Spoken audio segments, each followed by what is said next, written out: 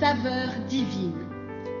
Cette bonne nouvelle du royaume sera prêchée dans le monde entier pour servir de témoignage à toutes les nations. Alors viendra la fin. Ce pain céleste vous est présenté par Immaculée Niraneza. Shalom, shalom, mes bien-aimés qui écoutent l'émission Saveur divine. Que la paix de notre Seigneur soit avec vous. Bienvenue, chers frères, sœurs, toi qui m'écoutes à l'instant. Que le bonheur et la grâce de Dieu soient sur toi. C'est vraiment une joie de pouvoir commencer chacune de mes journées en vous parlant des bonnes nouvelles de notre Seigneur. Alors hier, je vous ai dit comment Dieu transforme le mal en bien.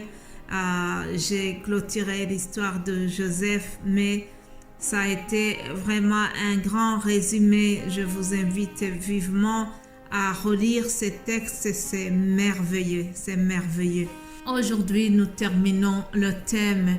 En terminant, je voudrais vous souligner que Dieu a prévu de bonnes choses. Dieu a des projets de paix et de bonheur pour notre vie. C'est pour cela qu'il nous a envoyé Jésus-Christ. Et lorsqu'il a été envoyé pour sauver l'humanité, Jésus-Christ n'a pas eu facile dans ce monde. Et pourtant, la Bible nous dit qu'il n'a fait que du bien aux gens. Lisons Matthieu 4, 23. Le ministère de Jésus-Christ en Galilée. Jésus parcourait toute la Galilée, enseignant dans les synagogues, prêchant la bonne nouvelle du royaume et guérissant toute maladie et toute infirmité parmi le peuple. Sa renommée se répandit dans toute la Syrie et on lui amenait tous ceux qui souffraient de maladies et de douleurs de divers genres, des démoniaques, des lunatiques, des paralytiques, et il les guérissait. Une grande foule le suivit de la Galilée, de la Décapole, de Jérusalem, de la Judée et au-delà du Jourdain.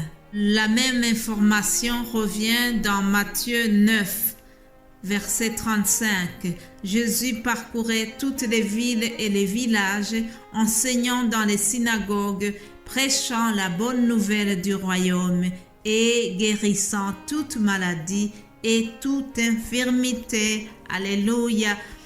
Je suis heureuse que Jésus guérit encore aujourd'hui. C'est la bonne nouvelle que tu dois retenir, cher ami. Alors, Jésus a fait beaucoup de bien autour de lui. Cependant, chers amis, on lui a fait du tort. On l'a crucifié, on l'a condamné injustement. Mais cela était dans le plan de rédemption pour l'être humain. Une autre information que je voulais donner, c'est que lorsque Jésus a été crucifié, à cette période, dans la période de fête de Pâques, le gouverneur avait la coutume de relâcher un prisonnier, celui que demandait la foule. Alors, au moment où on allait crucifier Jésus, il y avait un prisonnier qui s'appelait Barabbas, qui avait commis beaucoup de crimes. Alors, Pilate a demandé au peuple de choisir entre lui et Jésus. Il a dit, lequel voulez-vous que je vous relâche, Barabbas ou Jésus, qu'on appelle Christ? Car il savait que c'était par envie qu'ils avaient livré Jésus. Pendant qu'il siégeait au tribunal, sa femme lui fit dire qu'il y ait rien entre toi et ce juste, car aujourd'hui j'ai beaucoup souffert en songe à cause de lui. Autrement dit, la femme de Pilate avait vu dans un rêve qu'il ne fallait pas donc crucifier Jésus, et cependant Pilate a persévéré. Il a demandé au public, qui voulez-vous que je vous relâche? Alors la foule a crié en disant, nous voulons que Barabbas soit relâché. Et alors il dit, et ce Jésus, que ferai-je donc de Jésus qu'on appelle le Christ? Et la foule a répondu, qu'il soit crucifié. Et quel mal a-t-il fait? Demande le gouverneur. Ils ont continué à crier qu'il soit crucifié. Alors voyant que le peuple, la même foule à qui Jésus avait fait beaucoup de bien, c'est cette même foule qui criait en disant qu'il fallait le crucifier.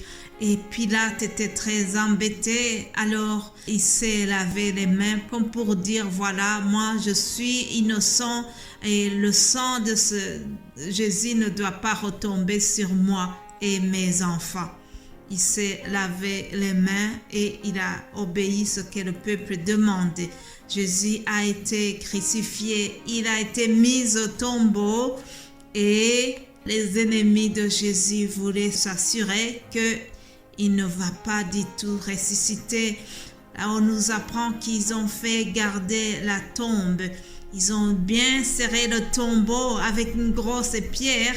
Ils ont fait garder le tombeau. Comme ça, ils étaient sûrs que ça n'est fini avec ce Jésus qui avait semé le trouble parmi le peuple. Ils étaient certains que c'est terminé pour eux. Le plan de Dieu était terminé. Jésus avait échoué. Ils pensaient que c'était fini. Mais non, chers amis, parce que le plan de Dieu, rien ne peut changer le destin que Dieu avait prévu. Jésus-Christ qui devait sauver le monde, selon Jean 3,16. Car Jésus a tant aimé le monde qu'il a envoyé son Fils, afin que quiconque croit en lui ne périsse jamais, mais qu'il ait la vie éternelle.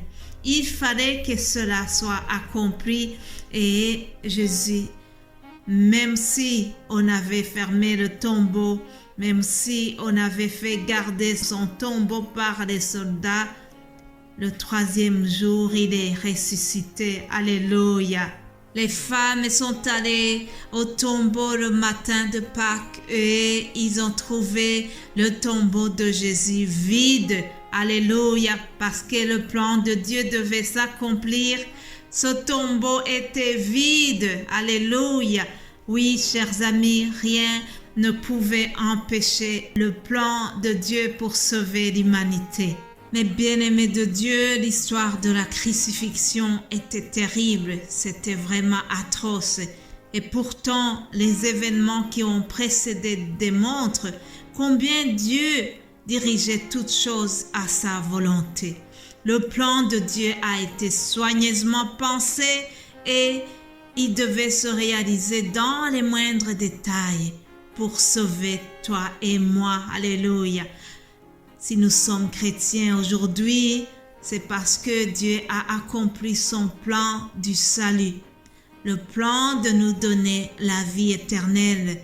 Oui, chers amis, la vie ici-bas n'est qu'un passage. Il y a une vie éternelle qui nous est réservée. Alléluia. Sois sans crainte, mon frère, ma sœur. Sois sans crainte. Dieu n'a pas changé d'avis pour ta vie. Si aujourd'hui tu passes par des moments difficiles, ne sois pas inquiété, ne sois pas ébranlé, reste courageux. Alléluia, reste courageux, garde le courage, sois ferme, continue à t'appuyer sur Dieu. Peut-être que dans ton cheminement avec Jésus, tu rencontres beaucoup d'opposition aujourd'hui. Reste ferme et ne sois pas inquiet, ne te décourage pas, continue. Vraiment, sache que Jésus a vécu la même chose. Il a rencontré beaucoup d'opposition et pourtant, lui, il était fils de Dieu. Et cela n'a pas empêché le plan de Dieu sur sa vie, sur le projet de rédemption, le projet de sauver l'humanité. Alléluia. Je bénis Dieu parce qu'il a des projets de paix et de bonheur pour nous, selon Jérémie 29, 11. Soyez bénis, chers amis. Passez un excellent week-end et Dieu voulant, nous allons nous retrouver lundi. Amen. Amen.